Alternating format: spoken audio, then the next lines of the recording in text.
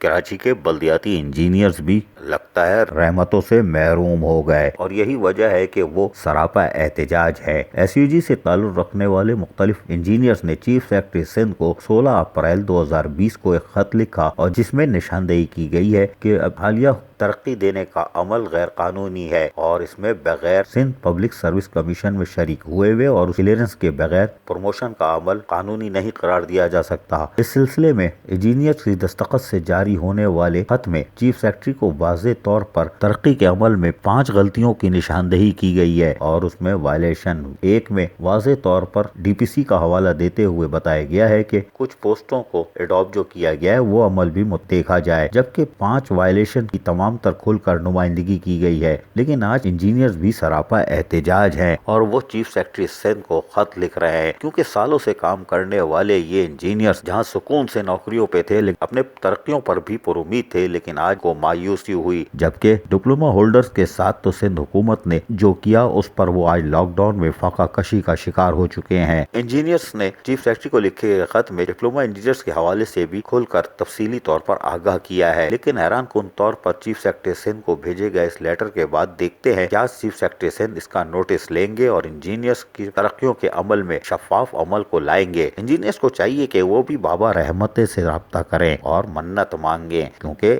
تعویذ میں بڑا اثر ہوتا ہے، یہ ہم پہلے بتا چکے ہیں۔ عزیز عارف، KBS بلدیاتی نیوز، کراچی۔